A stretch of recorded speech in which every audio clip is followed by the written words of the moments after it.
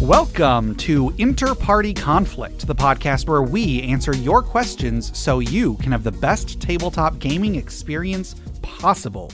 My name is Gabe. And my name is Jeff. And we're going to answer your questions today, but first, I have a question. Jeff. Yeah. How are you doing today?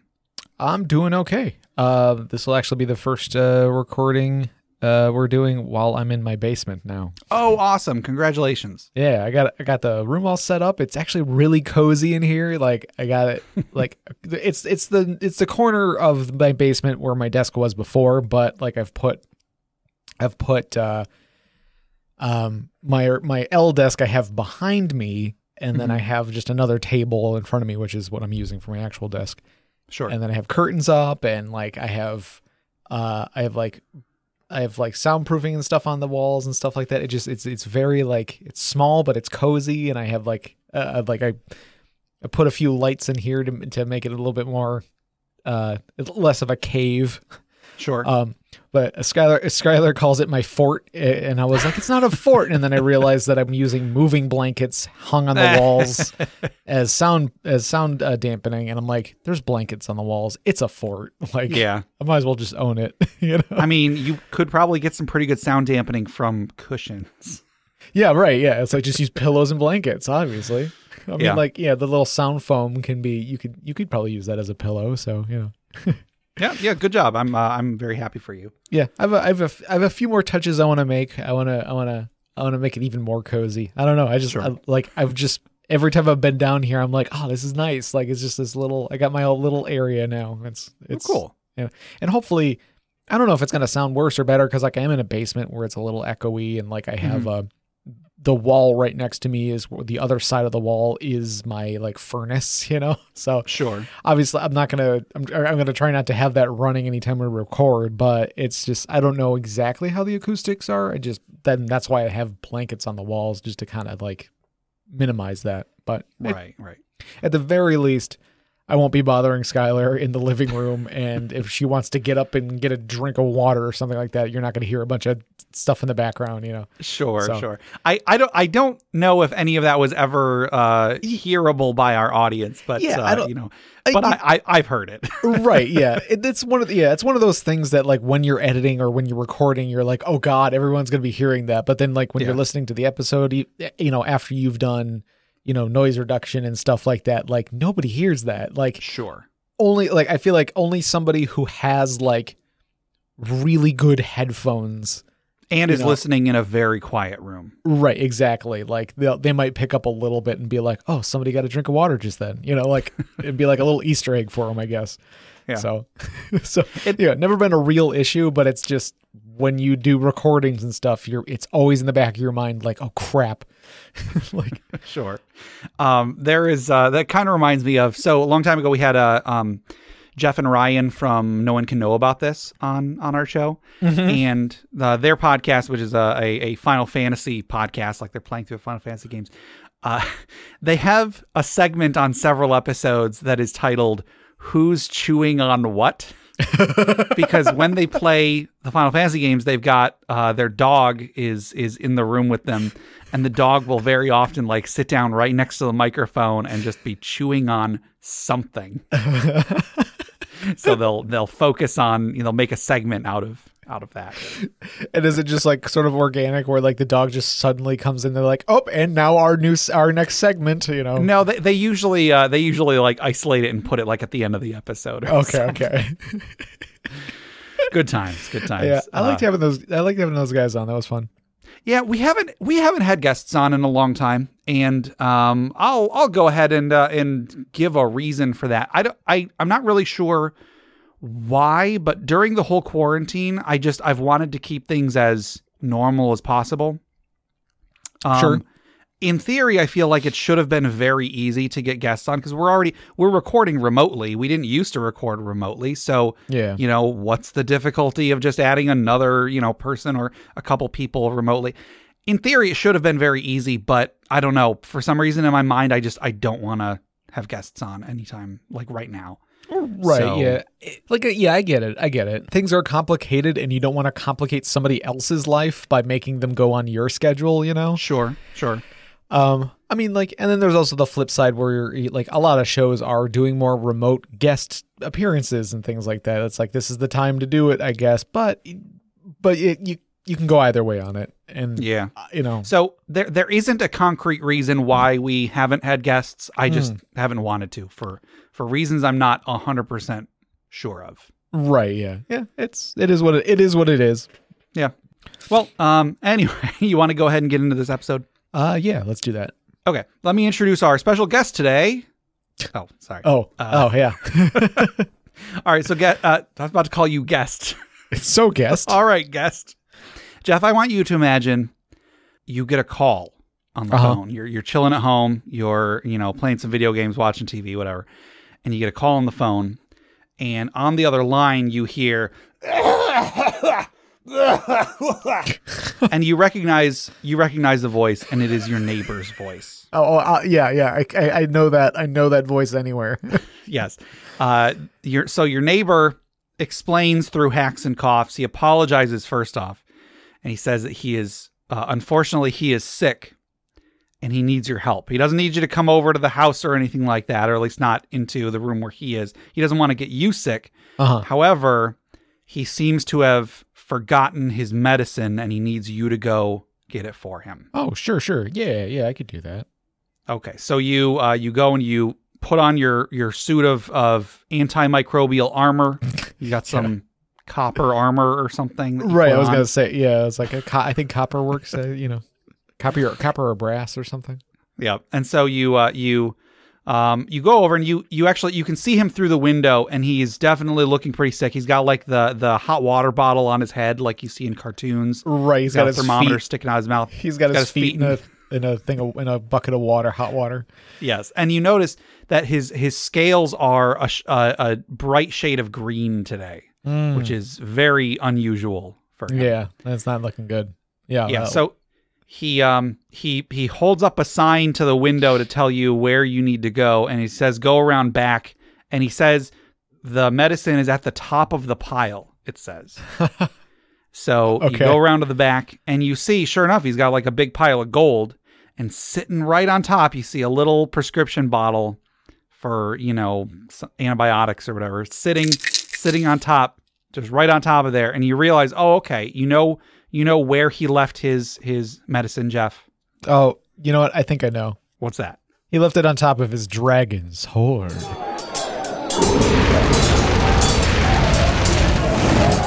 So today's magic item was submitted by the Beverage Tea via Discord, and I very much considered not ever using this item.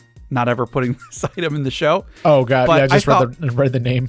Yeah, I thought, why not? So today's magic item is the Shield of Snot.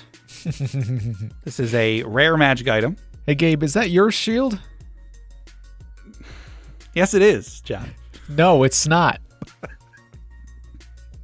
I thought to myself, I could hit that softball he threw me. Right, but, yeah. No, I didn't. So, it's a pretty simple item. When equipped, a character who takes melee damage can use a reaction to cause this shield to sneeze. That's good. The target must make a DC 13 con save. On a failed save, the target is sneezed upon and cannot take any more actions, bonus actions, or reactions until the end of their next turn, and they will contract a nasty cold in 1d4 minus 1 days. Whoa. Upon a successful con save, the target is seriously grossed out, but suffers no other effects. Oof. So yeah, I think this is a neat effect. It makes you the target. First off, it's a reaction, which is always cool when a magic item lets you use a reaction for something. Yeah. And it stops them from taking actions, bonus actions, or reactions. Yeah. That's I feel like that's pretty powerful. Yeah. It's only for one turn, but still. Sure. Yeah, but then there's no other. It's not like once per day or whatever. Oh shoot, you're right. Yeah, I feel like if I wanted to balance this a little bit, I'd make it just I would either make it you can only do it once per target per day or something like that. Okay. Oh, or I would once someone has been affected by it, whether they made their save or not, they're immune to its effects. Right, yeah. Or if you wanted to keep it as powerful as it is, or you could make it just be reactions, because like getting rid of somebody's reaction is great because that means they can't use attacks of opportunity, which is like that's a big deal in a battle, because you can like everybody can move around that person now. Yeah. So but that I think this is really cool though. Like I don't know, like I kind of like the flavor of it. Like I don't know about the name specifically. Let's not use the word flavor to refer to this. But I mean, like I kind of like the idea of like shields with like faces on them that do things or whatever. Yes. Or, oh gosh, what was that? It was like that intelligence shield that like you would tell it a story and it would like engrave the story on itself. It's like the shield of heroic memories or something. We covered it on the show a long time ago. Yeah. It was on the Adventure Zone. Right. So like you can tell it a story and then it would give you a bonus based on that story you told. But if it was if the story was a lie, you had to like convince it that it was true. Yeah. And if you failed a deception check, like it would stop working or something. Right. It would basically erase all the bonuses that it had previously. Yeah. Something like That's that. a good item. So yeah, like shields with personality, I think are neat.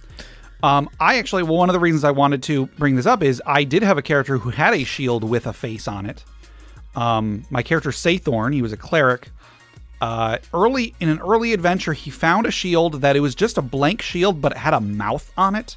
And if I used a shield bash attack with it, it would like drain blood or something. It would do some, really good damage or something to the target. And then after I did it a certain number of times, Chris, who was the DM for this, he gave me the item. He described the mouth fell off and it was just like a blank shield again. But then the next day, the shield had morphed to have a woman's face, and it didn't have any eyes. I think the eyes were just two empty sockets, and then he had planned for there to be at some point I was going to find the two eyes, and then I was going to get more powers. But just from having a face, I had a special ability because we were using mana points instead of spell slots. Oh, sure. I could spend 1 mana point, so the equivalent of a first level spell, to make a ranged touch attack, and would like grapple a target at range or something. So like it would stick out its tongue, and the tongue would like shoot out and grapple somebody. Yeah. Yeah. And I think it would talk every now and then, like the shield would, but it never sneezed on anybody. I can say that for sure. Yeah, maybe that was going to be a power that he added later. Maybe. So yeah, again, fairly simple item, pretty powerful, especially because of the lack of limitation. There's no limit on how many times you can use it. Yeah, you can use it only once per round. Per round, yeah. But that's still, It's really good. Yeah. Yeah. But yeah, so if I were to use it in a game, I would probably make some small adjustments like that. But otherwise, it's good. The theming is suitable, I guess. So so I guess that'll do it for the Dragon Sword today. Thank you very much, the beverage tea. Once again, that was the Shield of Snot. Jeff, if anybody else wanted to submit magic items for the Dragon Sword, or they wanted to send in questions for us to discuss, or stories for the funeral pyre or retirement village, how would they get those to us? They could send us an email at interpartyconflict@gmail.com or join us on our Interparty Discord at bit.ly/interpartydiscord. That's correct. And before we go any further, we have a giveaway to give away today. Actually, small spoilers. I'll get to the other one in a second, but we've got 2 giveaways today. Oh, so hold on for the second one. So as we're giving away a copy of Unearthed Tips and Tricks Volume 2. This is the sequel to Unearthed Tips and Tricks Volume 1, which we just gave away for several months. And this is courtesy of Crit Academy, for anyone not familiar. Unearthed Tips and Tricks is it's a series of books that include 25 character concepts, 25 encounter concepts, 25 monster variants, 25 magic items, 25 player tips, and 25 DM tips. Tons and tons of stuff in there for players and DMs alike. Lots of great stuff. I helped them write it, so it is very dear to my heart. So who are we giving away a copy of this great supplement to today? Today's winner is H. Tank. winner. Gobble, gobble, gobble. Yes, congratulations, H-Tank. You should be getting that in your email pretty soon. And be sure to leave them a review. Leave Crit Academy a review, because the more reviews they get, hopefully positive, the more reviews they get, the more they can improve upon, and the more attention they get. So yeah, big thank you to Crit Academy for giving this to us to give out to our listeners. Good job, H-Tank. Jeff, if anybody else wanted to be like H-Tank and wanted to win a copy of this great supplement, how would they enter this drawing? They could send us an email at interpartyconflict@gmail.com with Unearthed Tips and Tricks 2 in the subject line. That is correct. And then we do have a second giveaway, actually. This is going to be very, very limited. Yeah. So we have a listener by the name of Nathan H., who just created a supplement that's on DM's Guild called Strahd's Manual of Shadow. Mm-hmm. He sent me a comp copy, and I looked it over, and it's very, very good. I think we did one of the magic items from it. Oh, cool. A few episodes ago, actually. Nice, yeah. I was looking through it, and it's really impressive. There's a lot of cool stuff in here. Yeah, there's a lot of stuff. It's got magic items. It's got monsters. It's got lots and lots of cool stuff in there, and it's all like horror themed as well, which I really like. And there's like some good character options and stuff in here. It's really cool. And so what Nathan wanted us to do was, during the month of October, he wanted us to give out one copy a week. So everybody, we want you to enter this drawing so that then we can get right on this, because it's actually getting pretty close to October. By the time this episode goes out, October will be just a few days away. Right. So let's say, to enter this one, send us an email with Strahd or Manual of Shadow or Strahd's Manual of Shadow. One of those. One of those. Those three. So yeah, send that to interpartyconflict@gmail.com with Strahd's Manual of Shadow, or some combination thereof. Right, yeah. And a huge thank you to Nathan. This is a really, really cool supplement. I think it's so awesome that this thing's like 200 pages. This is not like a little tiny, but this is a book. This is a whole book. Oh yeah. And so, I like it because it's like Strahd's Manual of the Shadows. It's on theme of like the other D&D like books, Volo's Guide to Monsters and such. Xanathar's Guide to Everything, that sort of thing. Mm-hmm. So he kept it on theme with the official Wizards books and stuff like that. So I like that. I like that. Yeah. So this is a great supplement. Thank you, Nathan. So everybody out there, get in your emails so we have somebody to give this to the first week of October. So get that in as soon as possible. Yeah. So those are our giveaways for today. Thank you to Crit Academy. Thank you to Nathan H. Also, let me thank all of our wonderful patrons. Our show is free to everybody, and it's, we would probably still keep making this show even if we didn't have financial support. However, it's very, very awesome of a lot of you people out there to support us during these times. For anybody who wants to check out our Patreon, it's at patreon.com/InterPartyConflict. If you want to donate to the show, we've got a few different tiers of various rewards for donors. We've got outtakes. We've got fantasy fiction that I've written. I just a few days ago or a week or so ago put out the latest of my audio versions of my fantasy fiction. We also have a monthly bonus podcast, which hopefully by the time this episode goes out, this month's episode will be out as well.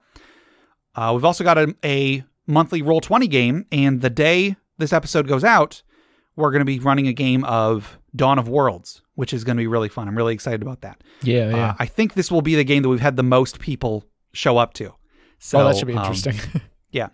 So yeah, if you want to help out the show and get some cool stuff in return, head to patreon.com/interpartyconflict. Check out the rewards, see if anything appeals to you, and you can help out the show and feel good about it, I guess.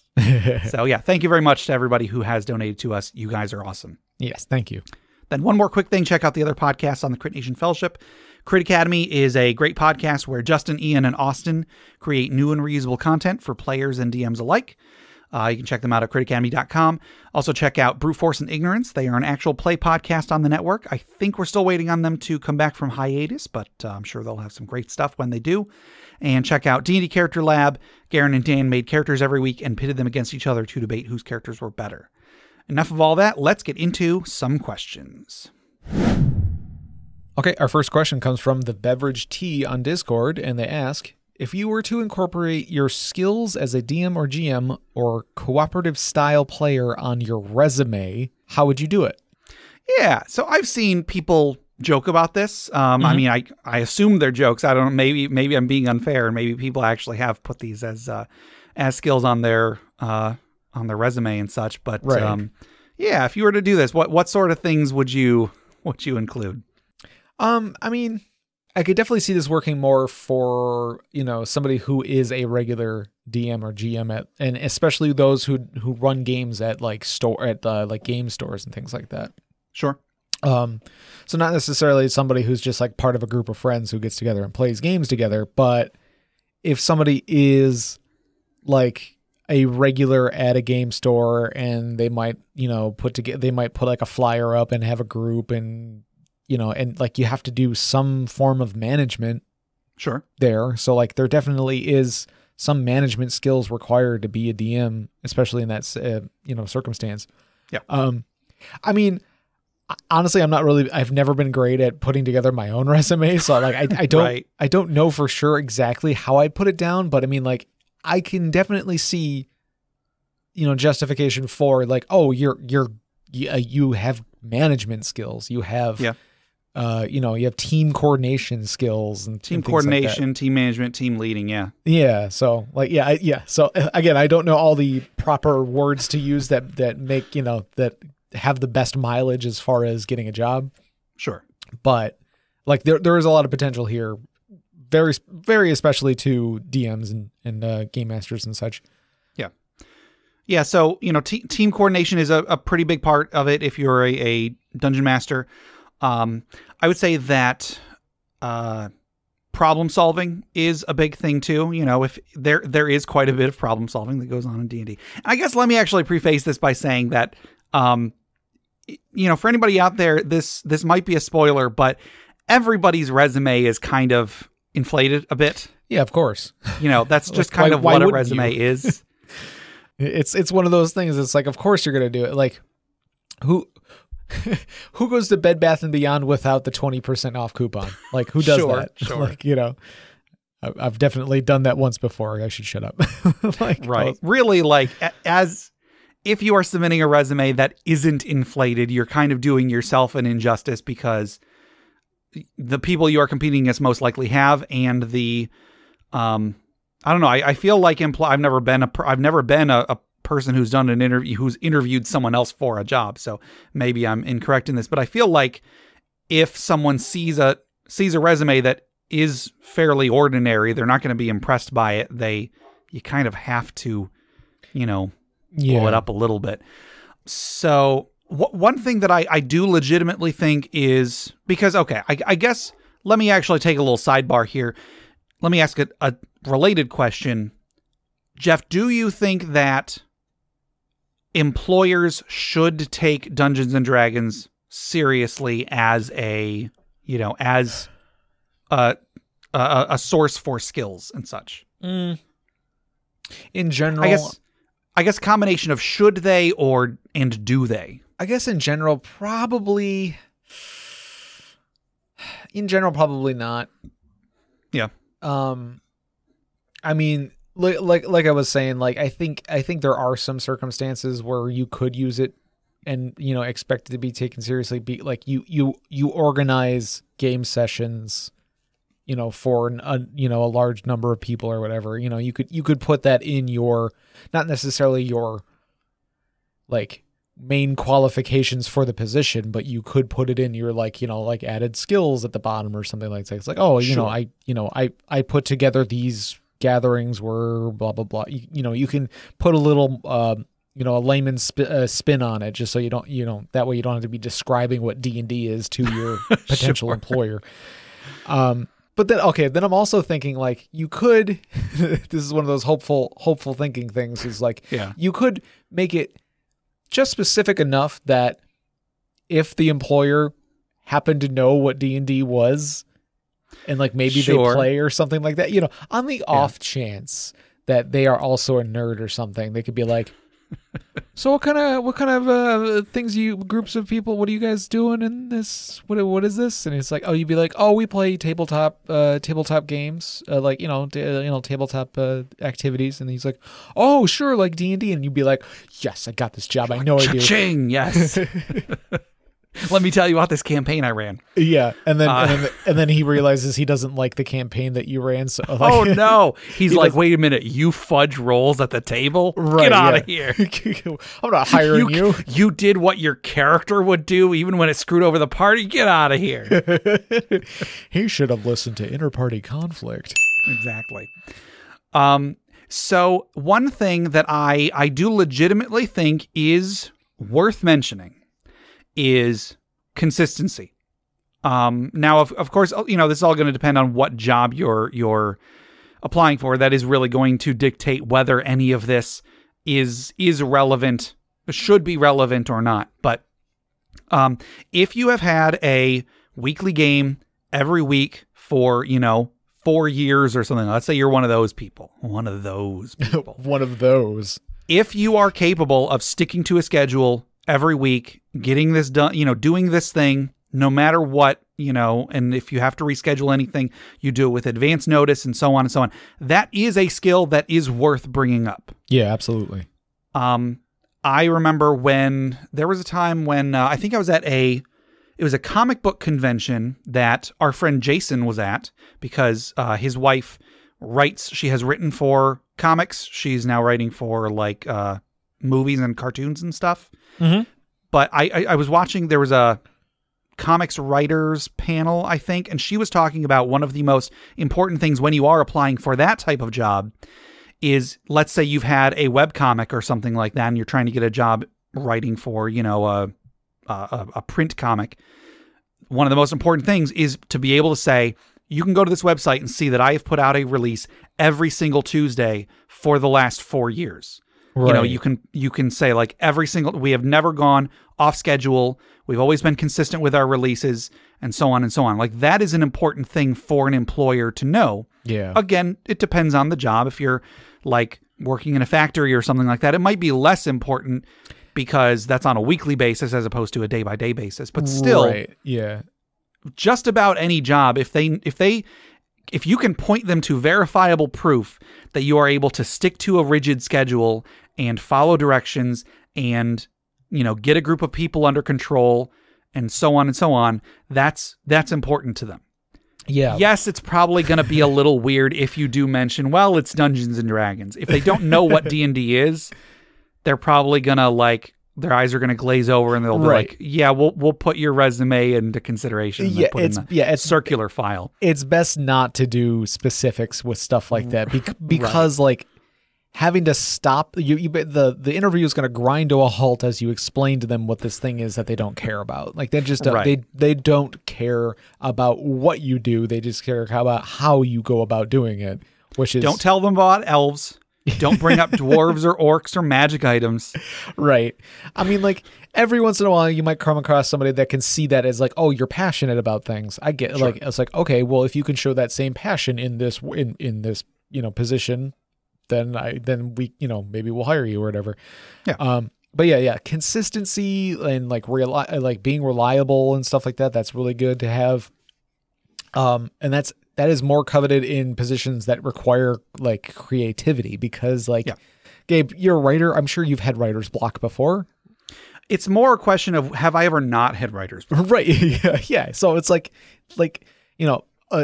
artists and writers and, things of that nature. You just it's hard to put something out creative consistently on a regular schedule. Yeah. So D&D does have a lot of creativity you need to put into it. It is a nice combination of free will creativity, and then also there's a strict set of rules. You have all these books and stuff that you read. So there is a lot of potential to use D&D in a resume. I think it's not in general, it's not going to be something you'd want to just throw in there oh, I play D&D, so therefore I am smart. No offense, but most of you out there will not get any appreciable benefit on your resume from having played D&D. Right. Yeah. I don't, not to say that nobody's, deserving of a position they're going for, but I just don't think that D&D in general is going to help you. Yeah. And at the very least, there is enough stigma attached to it, positive and negative, there is enough, it's hard for people who don't play it to take it seriously. I feel.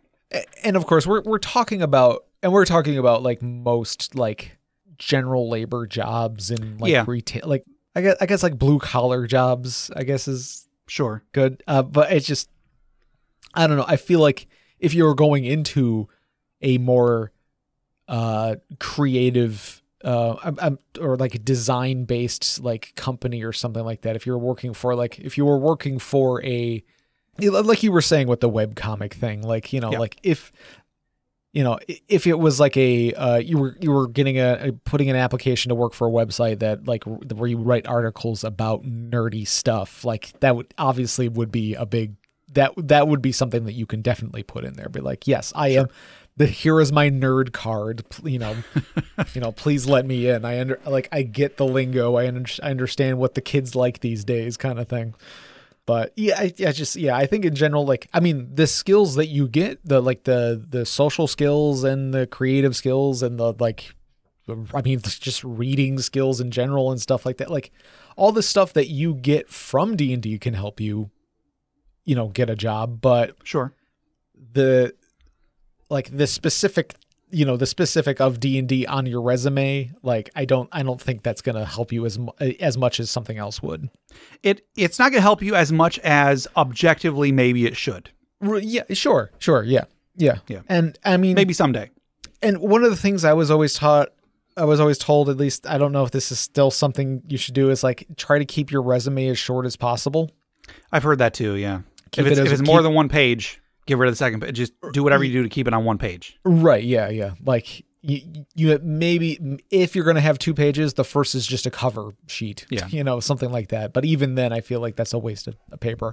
And like there was a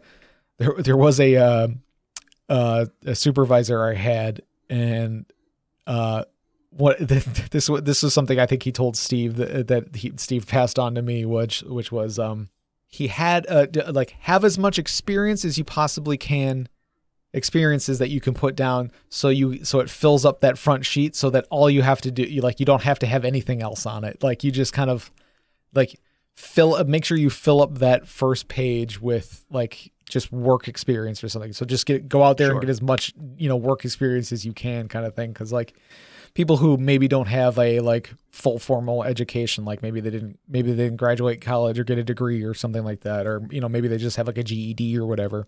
Sure. Like filling up if you just keep finding what jobs you can, and then you have a resume that just has like, just a crap ton of jobs, and you got no more room for education, then who cares? Like you got a full resume there. That's a good point. I never thought of it that way.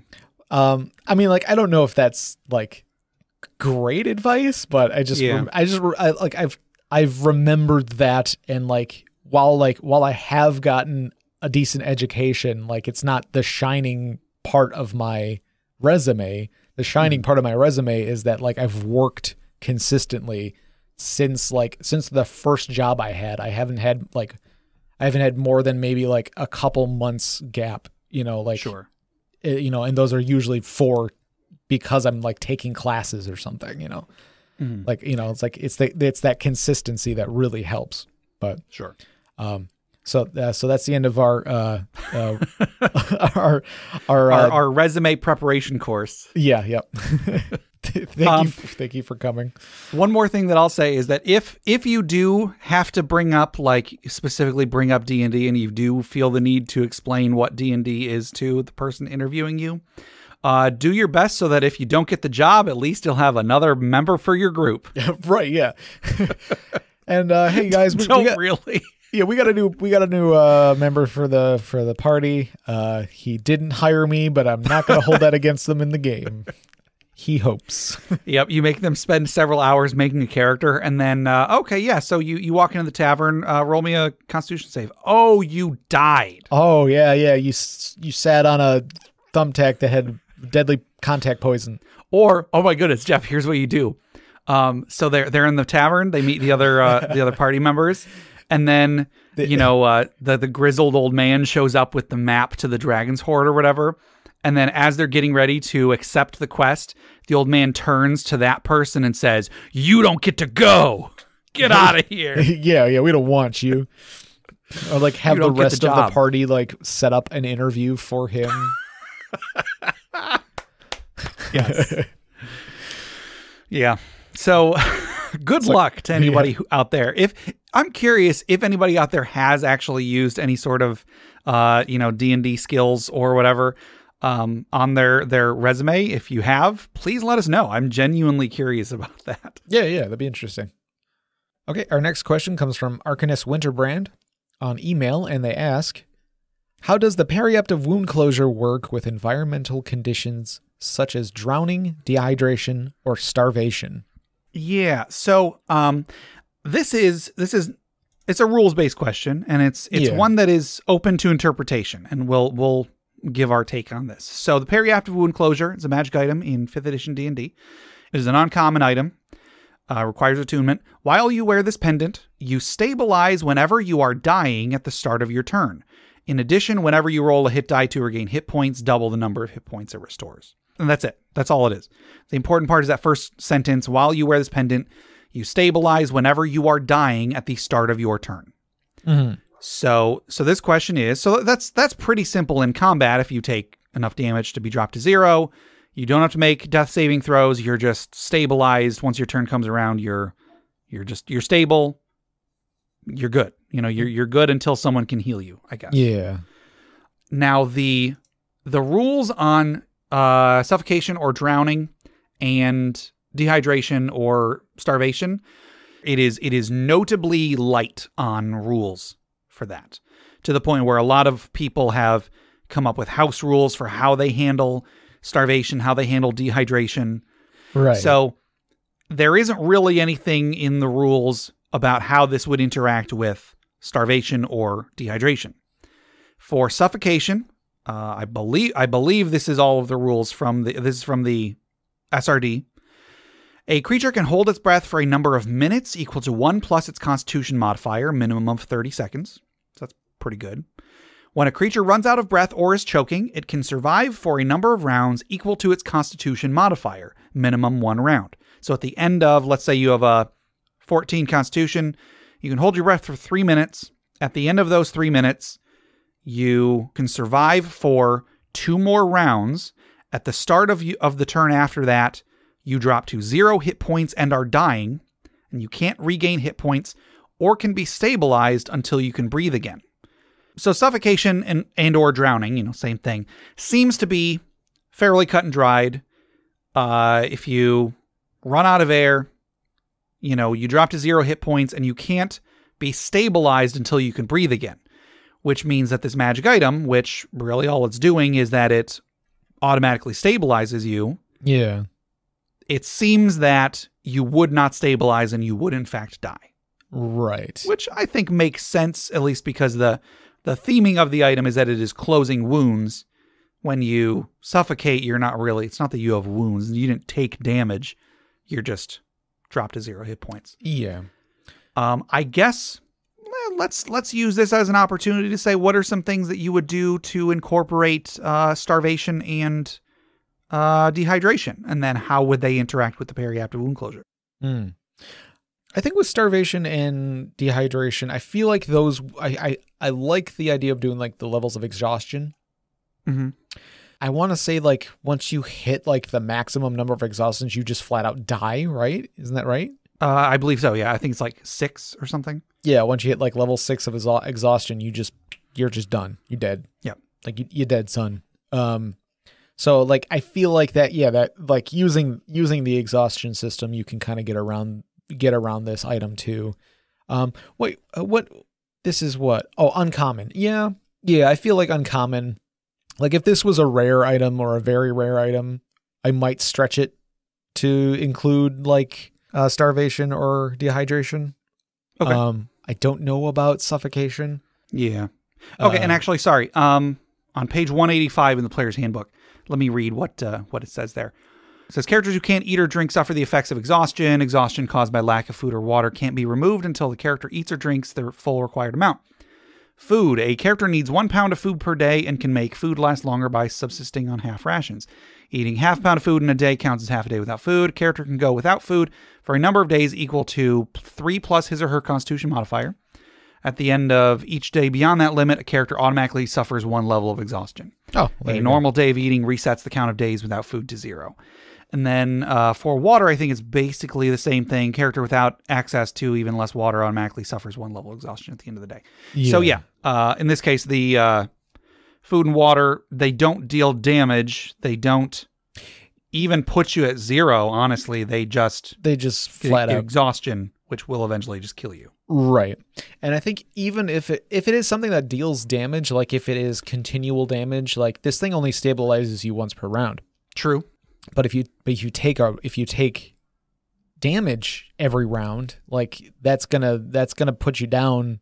That automatically fails your saving throws or whatever, right? Your death throws. I think so. Yeah. Yeah. I'm pretty sure it's like if you take damage, you fail. You automatically fail a death saving throw. But if you take a critical hit, you fail 2 saving throws. Right. And so like, ongoing damaging effects can get past this. And then things like suffocation, where it specifically says you cannot stabilize, or starvation, where it's dealing with the exhaustion system, which is just, it is its own mechanic that kills you once you hit that level. Sure. So, maybe if you wanted to make a more powerful version of this magical item that kind of gets around that. Yeah, I think it would be interesting to have a magic item that more or less you can't die while you're wearing this. However, you can be knocked unconscious and you can be put into a coma, essentially. Right. It'd be a hefty magic item, but yeah, you could be killed. Like somebody could just stab you a lot and kill you, but but you couldn't die of exposure. Or you couldn't die just by bleeding out or anything like that. Like somebody would have to actively kill you in order for you to die if you were wearing this thing. That kind of reminds me of Warforged in 3rd edition Eberron. Okay. 3.5 rather. Yeah. They automatically stabilized when they were below 0, because in that edition, if you got below 0 hit points, each round you took 1 point of damage automatically until you got to -10, and then you died. Was that the case? That was the case, yeah. And then there were... I don't remember that at all. And then every round you had a 10% chance of stabilizing. Huh. It was real bonkers. Warforged, however, they didn't continue to lose it. You could still attack them, and if you got them to -10, they'd die. But if they were like -3 or something, they didn't have to make saves. They just were in a dormant state. And theoretically, they could stay in that dormant state forever. Yeah. So, like, there were plot hooks and such where, somebody finds a Warforged that's been dead for, however many years, dead, quote unquote. And then they just give them, they use an oil of repair wounds or whatever. And then, they're back and to them, it's like no time passed. Right. Yeah. It's like, the war's still going on and they're ready for battle, sir. So, like, if there were a magic item that kind of did that for 5th edition, where as long as you're wearing this pendant or whatever, if you get dropped below 0, as long as nothing is actively killing you. Yeah. The elements won't kill you. Starvation won't kill you. You'll just stay in a coma until someone comes along and either takes your amulet, in which case you die, or they heal you. Right, yeah. So, like a amulet of preservation or eternal slumber or something like that. Yeah, so I think that could be cool. Or maybe some reference to like Sleeping Beauty or something sure. like that. Yeah, so I guess it's actually pretty clear how this should interact. It doesn't. That is basically the answer. Yeah, but if you suffer any of these things, you die. Right. Yeah. But I mean, there's always potential to have a stronger version of it that does protect. So that's sort of an eerie thing where it's like you find somebody at the bottom of a lake or something, and sure, they're wearing this amulet, and you bring them up, and they're like, this is weird. This person's like well preserved. They're not a bloated corpse. They're just a person under the water. Yeah. So yeah, that could that could be a pretty powerful item that you could throw in there as like a little plot hook. I don't know. I like it. Yeah. Good luck to anybody who does want to use that as a plot hook. I think that'd be a lot of fun. Yep. That is our Dragon Hordes item. The Periapt of Wound Closure. All right. So I think that'll do it for our regular questions for today, but we do still have our social media questions. Last social media question was, have you ever joined a group and felt woefully inexperienced compared to everyone else? Mm-hmm. If so, how did it develop? So have you ever been in a group where you felt like the one person who had no clue what they were doing? I mean, to a certain extent with you and Jay. Sure. At least, like I had some experience playing with Steve in the past, so that it wasn't like as jarring. Not that Steve isn't incredibly talented. Sure. It doesn't make me feel inexperienced. Just different type of game. I think there was a time where we were playing with I think we said it before. Anytime you play with Chris, yeah. And because I've played with Chris a few times, and it's always like, man. And and then Zave. With Zave, it was his first time playing the game, and he knew the game better than all of us. Right, and it's like yeah, okay, I got experience on the guy, but he took to it so naturally that I was like, dang, man, man. In possibly our first session, you guys got attacked by some bandits or something, and you won, but one of them escaped, and Zave chased after him and cornered him and was like, hey, I'll let you live, but first I need you to touch this stone and say that you'll never, swear some oath to me or something. And the guy was terrified and he was like, yeah, sure, whatever. I'll touch whatever. So he touched the stone and said whatever. And then the guy ran off. And then I was like, what is that for, Zave? And he was like, I don't know. It just seemed like a cool warlock thing to do, And that's so cool. I would love for players to come up with, warlock things for their warlock to do to appease their patron or whatever. Right. Yeah. It's great. It just seemed like the thing to do. And I was like, all right, cool. So that's probably the best reason. Yeah. So I mentioned before, when I started playing with Chris and I was playing with Melissa and John, I was well out of my depth, but they were all so inviting, so friendly, and so helpful that, I became a much better player and a much better DM just by playing the game with them, seeing how they play this game so expertly. It blew my mind. Yeah. So we got a few responses over on Facebook. Sean M says, I started when I was 15 and went in unprepared for the crunchiness of pre-Pathfinder 3.5. Crunchy. Friends walked me through building my Drow Paladin, and I was very silly about playing. I'd maybe play a session every 4 to 5 years until I really got into tabletop RPGs at 30. Even then, I felt very out of place and certainly had the hang-ups people typically have about the hobby. But I like to watch how people do things and very quickly found myself more and more comfortable playing a role, taking chances in-game and doing rule of cool stuff like cutting the rope and riding it up as the chandelier falls on the enemies. I eventually built several groups through these friends, and I myself have helped onboard people into the hobby.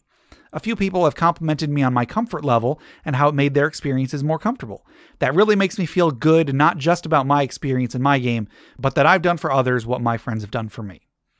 And I think that's a really big part of it. I always try whenever I am teaching new people how to play, I try to be as accommodating as possible. I try to be as friendly as possible. And I try to make everybody feel like there's no stupid idea, because everything, that's how I was taught, was like, I felt like I was doing stuff that was real stupid, but, Chris and them, they helped me still do it anyway. And then I, figured out how to do it. Yeah. Speaking of which, Chris F. Dang says on Facebook, my first group was mostly guys a couple years older than me, which means a lot when you start as young as I did. I looked at it like a learning experience. Plus, being so young, I was just in awe of all of the cool things happening at this shared game of imagination. It never bothered me. This is also why my main goal as a DM is to keep the magic in D&D. Ooh. And there you go. That's perfect right there. Yeah. I hope that everybody has, if they do have one of these experiences, it helps inform how they're going to act towards new players in the future, hopefully for the better. Yeah. Over on Reddit, Alistar the Minotaur says, back during my first game when I played 3.5, I joined a group that had been together for months prior, and everyone had played for years. What was worse, none of them particularly knew how to teach me how to play in any systematic or succinct way. I didn't understand how bonuses stacked and only had a rudimentary understanding of combat. It was a rough start, but I was hooked despite that. And yeah, that sounds kind of rough, but, you know, from the sounds of it, it was fun enough, even with those problems, that it still was a net positive. Mm. And then Pruno says, my first time was with 6 law students. Some of them were the alpha power nerds. Oh. I just wanted to shoot my bow and arrow, and they were arguing about game mechanics such as flat-footed AC for hours. I never truly grasped 3.5, but did decide to master 5th edition to DM a proper campaign for that group years later. Well, there you go. Yeah. It's hopefully it's cool when, you know, you go back to play with a group that you were really inexperienced and now you're the one running the game and so on. Yeah. Show them how it's done. Right. I don't think we got any on Twitter. And over on Discord, we got a couple. Deborah Soar says, usually it's the opposite. I'm always the most experienced one and still feel singled out by it. And then Dustin says, I did this once in high school, not for D&D, but for Munchkin.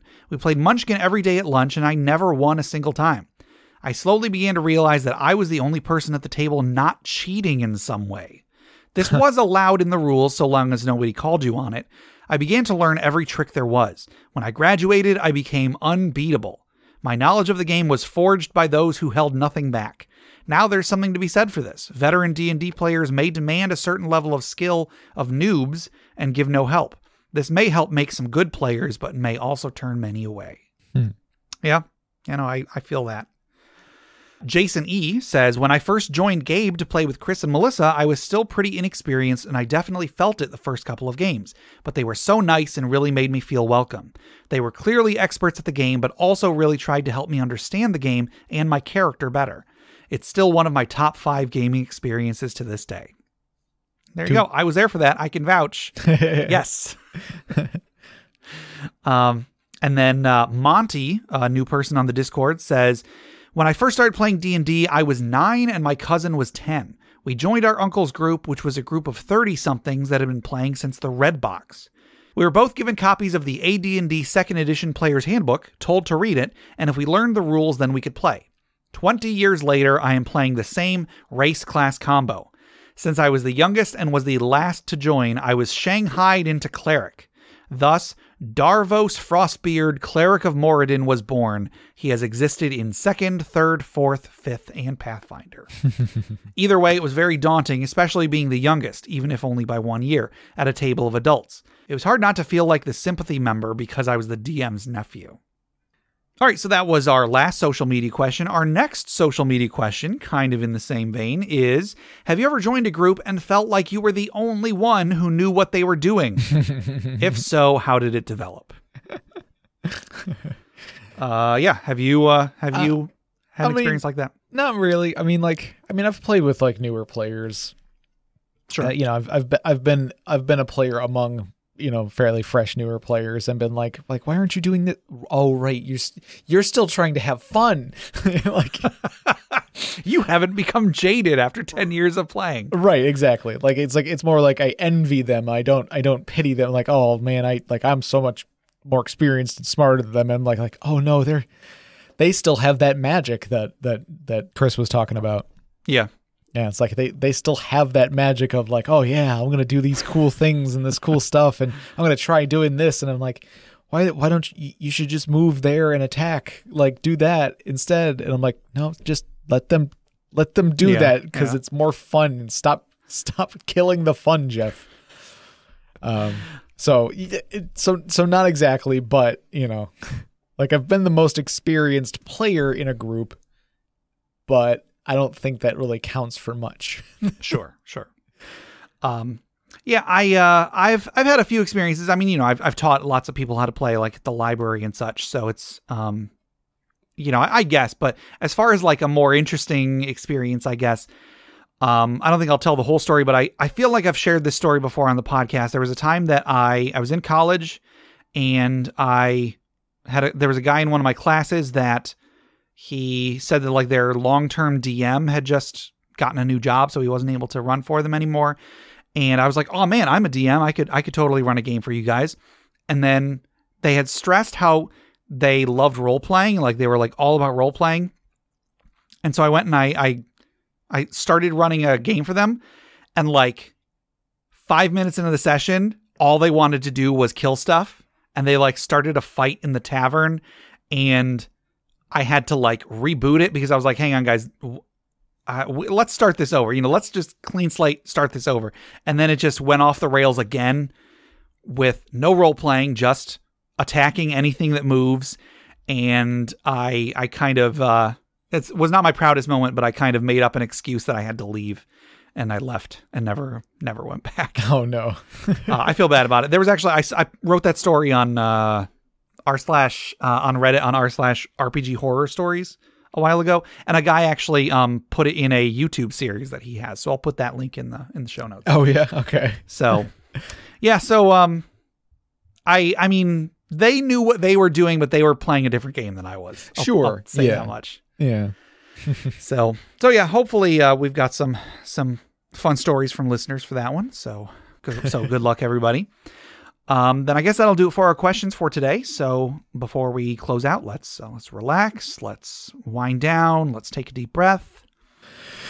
Let's remember those who have come before us, who have given their lives so that we may have a better world to live in, as we toss another log onto the funeral pyre.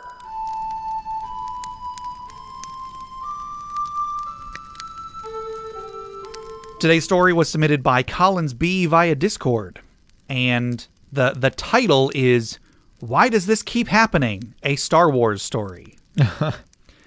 The crew of the Dathomir Paramount had made their way to Mandalore to take care of some personal business that the resident Mando Khan had. They found the planet in a state of Imperial lockdown and came across a group of Death Watch resistance fighters. After a pitched battle in the streets and a clutch move by Kongu Pleiades, a different Kongu from the D&D funeral pyre that he's submitted, they acquired an Imperial shuttle, but the third member of the crew, Elias, rebel spy, got himself captured by stormtroopers. The other two made their way into the Imperial facility where the prisoners were being taken from the streets and caused their signature brand of havoc. A riot started and Elias escaped his bonds and retrieved his gear, but never put his comm link back on. Kongu and Khan split up, Khan to look for Elias and Kongu to find a ride out. With the three separated and with no idea where the others were, Kongu met no resistance. Khan overcame some, and Elias learned the hard lesson that while stormtroopers have a tendency to miss, when they do hit their mark, they know how to double tap rebel scum.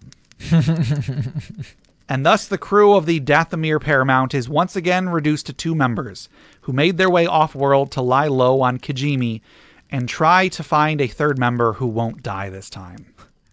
Maybe. So I guess let's raise a glass in memory of Elias. It's a glass of blue milk that we're raising in memory of Elias, who teaches us the immortal lesson, do or do not, there is no try. Clink. All right, that'll do it for today. To submit questions for us to discuss, items for the Dragon's Hoard, or stories for the funeral pyre, please email us at interpartyconflict@gmail.com. For show notes, links to media mentioned on the show, and running lists of questions and magic items, go to interpartyconflict.com. Join the discussion on social media. Find us on Facebook. We are on Reddit. We are on Discord, on our Interparty Discord. We're on Twitter @InPartyConflict. Check those out for our weekly social media questions. Your answers might end up on the show. Find us on iTunes, Google Play Music, Stitcher, YouTube, Spotify, anywhere you download podcasts. Please rate, review, subscribe, or just tell a friend. If you'd like to support the show monetarily, check out the rewards at patreon.com/interpartyconflict. There's a few different tiers, so anything you can spare, even $1 a month, would go towards making the show better, and you'll get bonus content for it. Jeff, tell us about FriendQuest. FriendQuest is a YouTube channel where we play video games, and you can join us on Twitch as well, twitch.tv/FriendQuestStream. And on November 7th will be the 24-hour stream for Extra Life, which is a charity for children's hospitals. So, I've been talking with Griff about that. but getting that going. We're going to be doing it remotely and everything still, but we'll still be live and having fun and sure, raising money. Cool. Yeah, I'm really excited for that. Should be a lot of fun. Mm-hmm. All right, and then head over to bit.ly/InterPartyConflict to take a short survey about our show, what you like, what you don't like, etc. And just for taking it, you'll get 2 free printable board games, courtesy of Mary and Tom over at hollandspiel.com. And our music is made by Boxcat Games from Nameless the Hacker's RPG. So, Jeff, until next time...